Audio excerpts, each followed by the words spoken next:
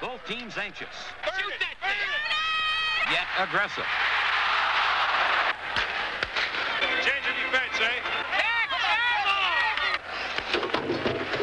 Get up there! Neither team scored through the first half of period one until Mel Bridgman's diving shot and Dennis Potvaz's unexpected assist welcomed the Spectrum audience to the Stanley Cup Finals with a gift goal. The Flyers had taken a 1-0 lead on a weak shot. New York goaltender Billy Smith appeared to have smothered. But Potvaz inadvertently pushed the puck under Smith's body, and referee Andy Van Helleman was right there to make the call.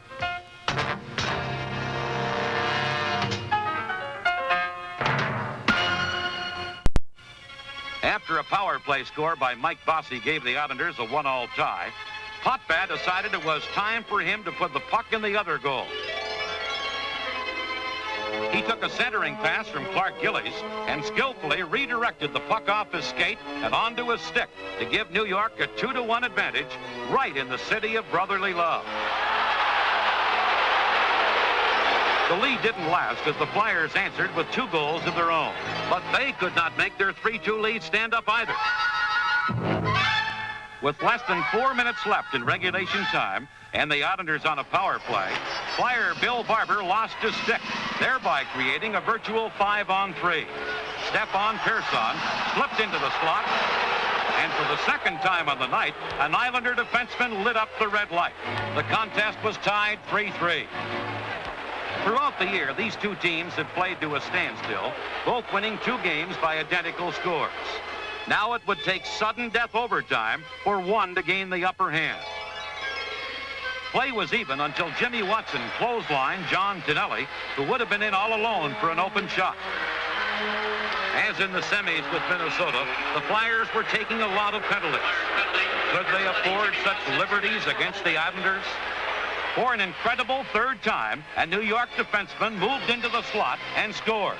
Again, it was Potvaz who ended the struggle with the first overtime power play goal ever in the Cup Finals. Having the man advantage in the overtime period was quite something unusual, and we felt that if we could go and press the Flyers, things had developed. What happened was that the puck went into the far corner opposite my point. John Tonelli got a hold of the puck and had full control of it behind the Flyer net. And as I moved in, I yelled at John Tonelli for the pass. He laid a beautiful pass to me, and all I had to do really was hit the net with the puck, and that ended the game and made a lot of people happy, especially myself. It gave the Islanders a playoff record of 5 overtime wins. The Flyers left the ice, having also lost the home ice advantage they had worked so hard to achieve. Only 1 second had remained on Watson's costly penalty, but this second was time enough for a Stanley Cup first. The next day, it was back to practice for the Flyers. Short passes, do 2-2-1 here to start. With both teams so evenly matched, Quinn knew strategy and goaltending would indeed play an even more important role. Nice one looks for the top corner coming off the wing. Likes to try and put it up in here. Every Islander player was discussed at length, and the mistakes of the previous game were analyzed. Hey, he can really take off. Well, we didn't go to the net at all last night, and partially because they did a good job of putting us wide. So Quinn worked on having the Flyers drive to the front of the net. Right up. Too long. Continue on through for the shot. It worked as Paul Holmgren and the rest of the Rat Patrol line heeded their coach's words. The Flyers bore down on the Islanders' defense, driving toward the net and applying the kind of pressure that had been lacking in Game 1. One man that needed no prodding was Bobby Clark. He was one of a handful of Flyers that had sipped from the cup in 74 and 75. Thirsting for more, Clark and his teammates applied a head-on assault on the Islander net.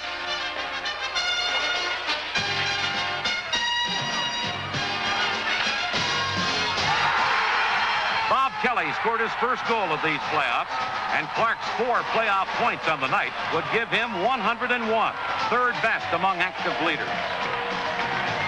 Ryan Crotche, the Islanders' scoring leader, finally ended a string of 4 unanswered Philadelphia tallies, converting a rebound and inching him closer to the all-time single-year Stanley Cup scoring title.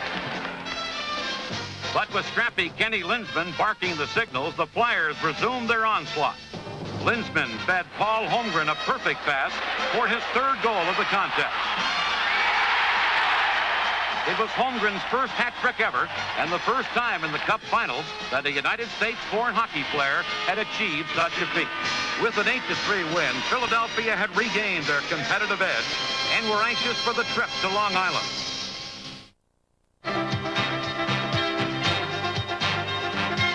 With the series knotted at 1, play resumed 2 days later at the Nassau Coliseum for game number 3.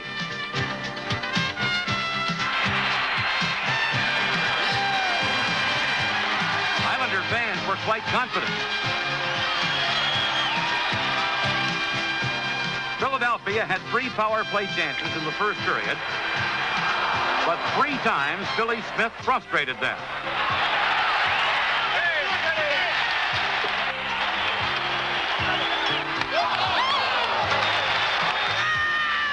The Flyers still had the man advantage when Bob Bourne stole the puck and directed a breakaway pass to Lorne Henning.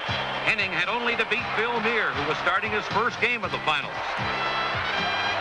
A hard slap shot deflected off Mear's pad.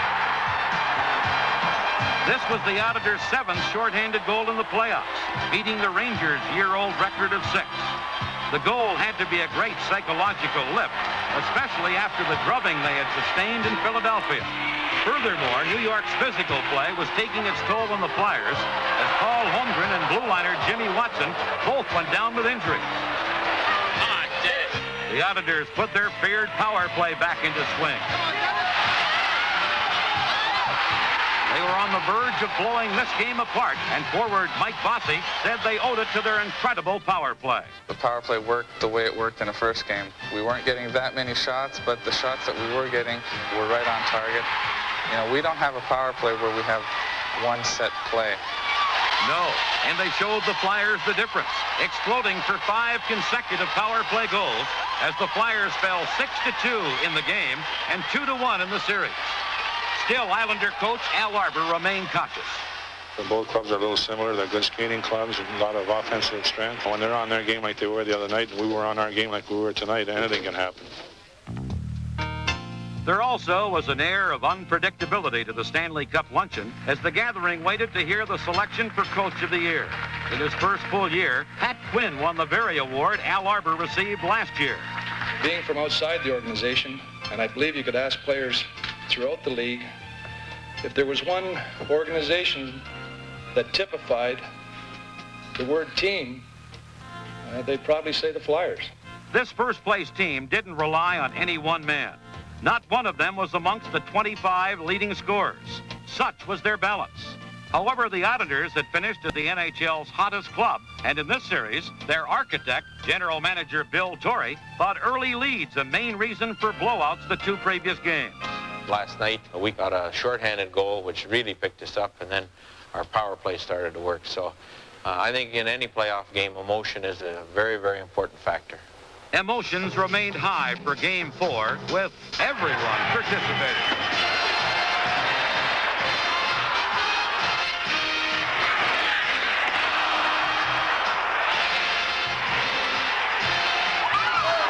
Then, with the Islanders having the man advantage, Flyer defenseman Mike Busnick succumbed to New York's forechecking.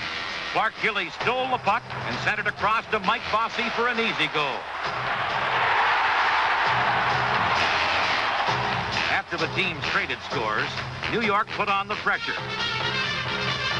Fiery Gary Howitt raced up the ice, fed Brian Trottier, and according to Islander winger Bob Nystrom, changed the course of the game. That turned us right around, it really did. It was good second effort going down the wing by him, and he set up Trottier. It was just a big turning point. It's been said before that Gary comes up with the big plays, and he goes out there and he's a spark plug for it, and tonight he certainly was. At that point, trailing 3-1, the Flyers could have rolled over and played dead. But instead, they garnered all their pride, all their talent, slipping a cross-ice pass between 2 Islanders for a breakaway. Kenny Linsman's goal drew the Flyers to within 1 and upset the Islander crowd. Just when it seemed the Islanders were ready to fall, they calmly cooled themselves down and went to work. First, Nystrom scored. Then Clark Gillies, on his way to a three-point game, broke up the wing and iced the contest.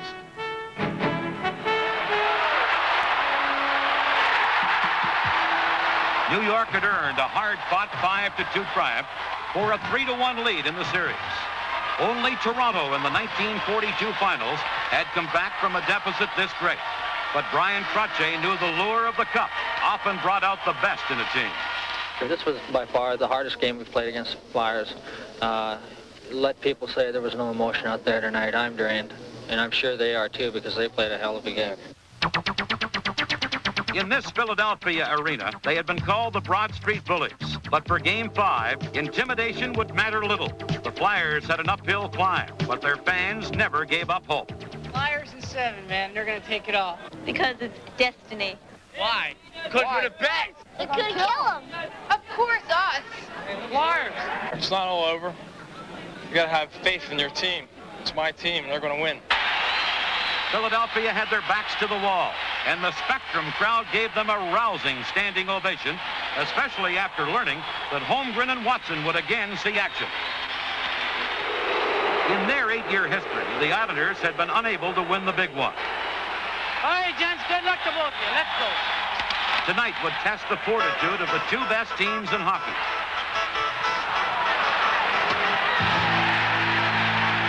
Officiating hockey is the toughest of all sports, both mentally and physically. But referee Wally Harris keeps the contest under control with a firm hand.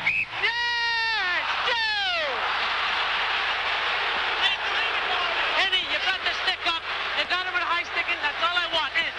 Now, stay out of there. Stay out of there. All right, Wally. Whether you want to get a stupid penalty, I'm telling you, now calm down. It's a stupid penalty. Now keep out of there.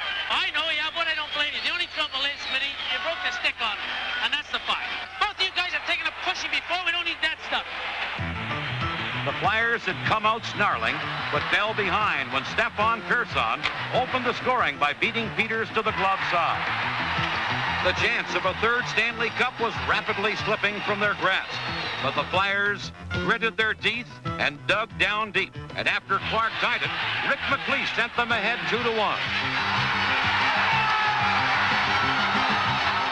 It was part emotion that was carrying them, but more, the sensational goaltending of Pete Peters, who would make 35 saves, some bordering on the impossible. Great save. Great save. The Flyers and their loyal followers again were feeling good.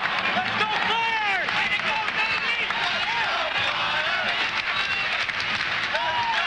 When McLeish scored his second goal of the night, the Flyers were well on their way to 60 minutes of superb hockey. Finally, Holmgren took a perfect behind-the-back drop pass from Linsman and snapped it home. His 10th goal of the playoffs sealed a decisive 6-3 victory and kept the Flyers' hopes of a third cup alive. Well, we were ready. We had to win tonight. We got to win Saturday night. That's all there is. The pressure, I guess, someone has to be on them because they've got to be thinking they've got to win on the island there, because if they don't, then they're going to be in trouble coming back here. Played very soundly, and with this win tonight, we hope we have tightened their cheeks up a little bit. New York returned home leading 3-2. The Flyers were riding an emotional crest. Could the Islanders turn the tide again? Philadelphia scored the game opener, but then the Islanders tied it up on a controversial play. Netminder Pete Peters stopped a Mike Bossy shot. On the ensuing rebound, Dennis Potvin brought a stick high in the air, but made contact with the puck below his shoulder for a valid goal.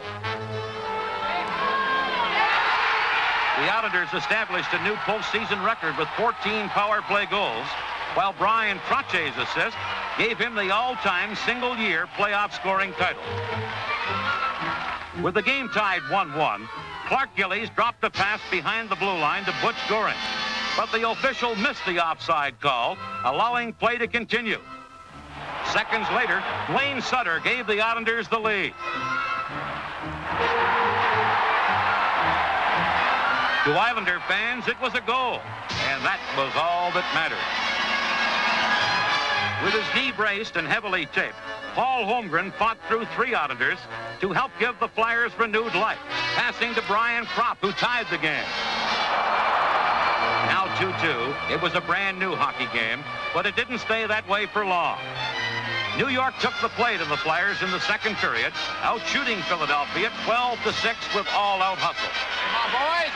Let's go, you Islanders! Do a job on Richmond, baby! Pick somebody up!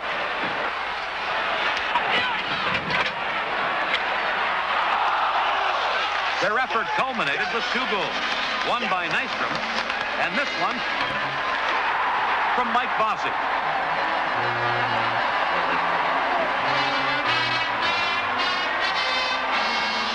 Down 4-2 going into the third, Bobby Clark and the Flyers refused to quit. They fashioned a furious rally, started by a long Bob Daly slap shot, and capped 5 minutes later on a deflected blast that bounced off John Paddock's skate right into the net. From a 2-goal deficit, the Flyers had come back to tie the game for a second time. 14 more minutes of frantic hockey followed. Each team trying to get the better of the other. But these 2 tired teams would face sudden death overtime. Now, one shot, one mistake could win or lose it all. The stage is set. Ropes are dry. Who will be the hero? From now on, it's do or die.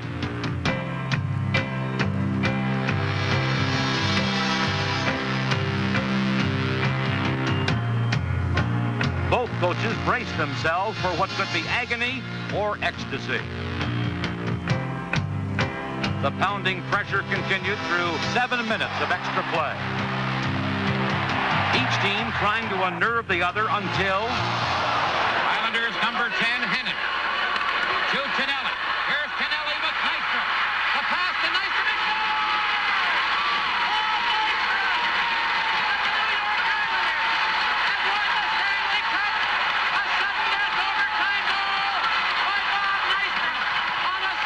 After fighting off a choke label for the past 4 years, the Islanders finally had hockey's ultimate prize. One swift motion had ended 40 years of Stanley Cup drought in the state of New York.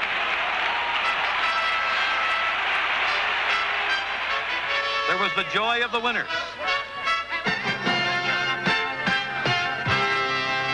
The veteran hero consoling the dejected rookie goalie. But most of all, there was the cup. It is like no other feeling in professional sports. All these players grow up dreaming someday of skating around the rink with the Stanley Cup hoisted high in victory. And this was the team that had had many memorable contributions from all. I'm glad it's over! Billy Smith had been there since the beginning. All right! Unsung hero John Tonelli. We won the Stanley Cup this year as a team, and that's with a capital T. Mike Bossy had scored more than 50 goals for the 3rd straight year. Bob Nystrom was the man in the clutch. Clark Gillies ruled the corners. Rookie Ken Morrow had won Olympic gold in the Cup all in 3 months. Dennis Potvin was their leader, and Butch Goring their added touch. Thanks, guys! Thank you, one and all, boys! And Brian Trottier was awarded the Conn Smythe Trophy as the playoffs' most valuable performer. But the word team had spelled their success.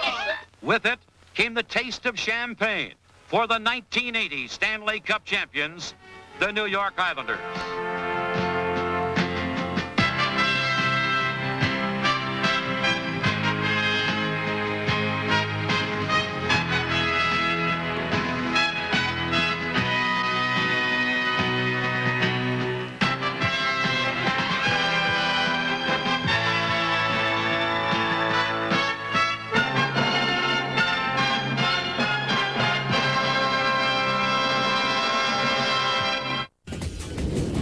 Season begins October 5th.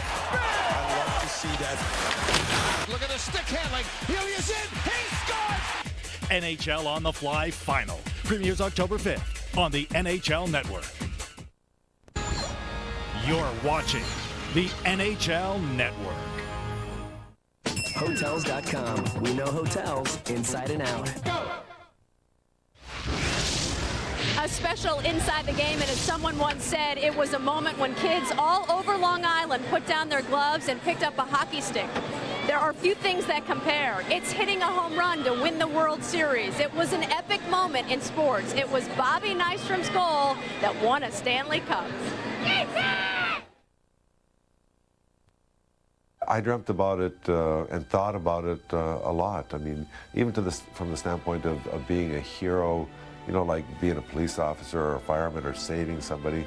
I mean, I always wanted to be a hero. So when you're put in that situation, you know, it's a thrill of a lifetime. Check by Goring. Gillies jumped it in. 4 seconds. It's going to be overtime. The tension will continue until one goal decides this one. We were pretty down. I mean, we really were down after the third period because we were congratulating each other after the second. I personally went back into the stick room. I always used to sit in there. And, you know, the funny thing was I went and borrowed a scalpel.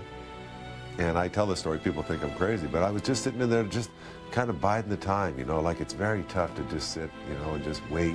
So I was in there and I was actually carving you know, just a chunk out of my stick. And I said, you know, this is going to be my winning goal. I'm going to win this, you know. And I'm sure that everyone else thought the same thing because that's kind of the attitude that we have. And then I heard in the locker room, who's going to be the hero? And that was another thing that always happened. Who's going to be the guy that's going to win it? And everyone would chime in, hey, I'm going to win it. I'm going to win it. I'm going to win it. You know, we believed that we were going to win. And you know what? We always had a saying, hell bent for leather. Let's go at them. Let's get this over with.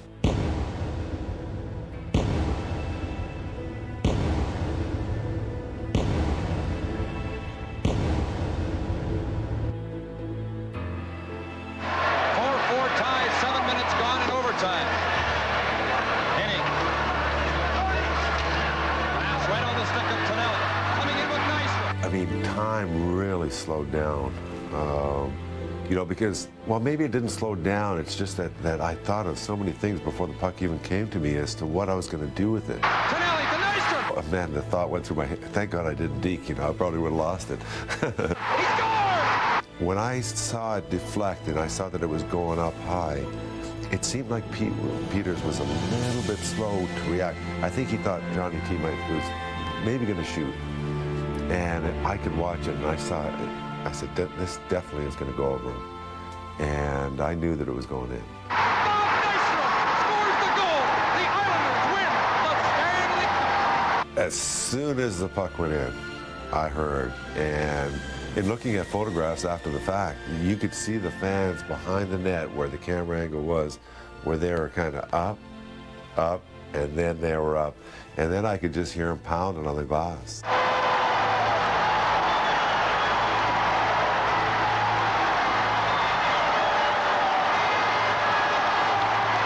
And that's one of the beautiful things about overtime is that when the puck goes in the net, it's done. They can't come back. You know, the game is over. And that was my feeling at that time. And then, you know, the exhilaration when I saw the boys coming and to congratulate me, then it was, you know, exhilaration and happiness. And man, we got this monkey off our back. Tonelli to Nystrom. He scored! It allowed me to give my teammates something that they always wanted, you know. And believe me, I always consider myself a journeyman player and you know, blue collar, hard working, and I rode their coattails a lot. And it was an opportunity for me to give them a goal that brought the Stanley Cup. And I've heard a million things about where people were when I scored that goal. So, I mean, it just changed my life that way. People remember me here, probably more so than a lot of other players. And for that, I'm very thankful.